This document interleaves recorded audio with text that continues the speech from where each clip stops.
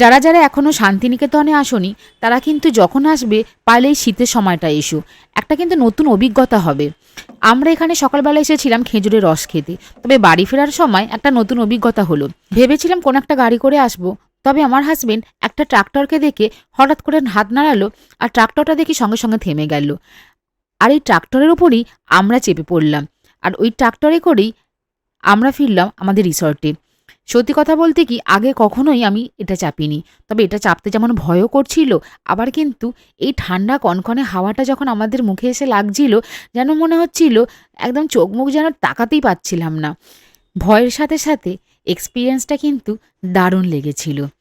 আমরা খুব এনজয় করছিলাম বসে বসে। ভয় শুধু একটাই করছিল, যেখানটা আমি বসেছিলাম সেখানে কোনো রকম গার্ড ছিল না, ওই জন্য একটু ধরে বসে রয়েছিলাম।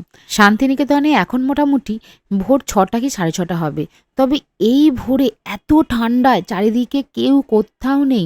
দু একজন বেরিয়েছে, চারিদিকে শুধু ধুধু করছে ফাঁকা জায়গা, মানে ধান জমি। আর তার মাঝখান থেকে আমরা চলেছি এই ট্রাক্টরে করে। আমাদের রিসর্টে নামিয়ে দিয়ে উনি কোনো রকম ভাড়া দিতে চাইলাম, কিন্তু উনি নিলেন না। আমার হাজবেন্ড বলল ওনারা ভাড়া নেয় না, তবে কোনো জায়গায় ট্যুরিস্ট যদি হাত দেখায় তাহলে তাদেরকে তাদের গন্তব্যস্থলে কিন্তু ওরা পৌঁছে দেন। এখন আমরা চলে এসেছি আমাদের চারুলতা রিসর্টে।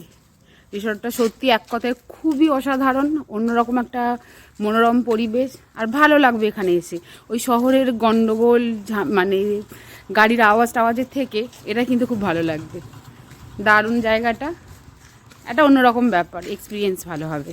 শান্তিনিকেতনের লোকে যেটা চায়, একটু চুপচাপ, আর ট্রাক্টরে আসলে খুব মজা হয়। একটু চুপচাপ শান্তশিষ্ট পরিবেশ। এত ভোরবেলায়, মানে 4টে 4:30 না হলেও এই 6টা 6:30টার সময় এই ট্রাক্টরে করে আসার সময় এত ঠান্ডা হাওয়া লেগেছে, ঠান্ডা ঠান্ডা লাগছে। প্রত্যেকটা বাড়িতে খুব সুন্দর সুন্দর একটা করে কথা লেখা আছে, আর এখানে অন্তত 200-300 বাড়ি হবে।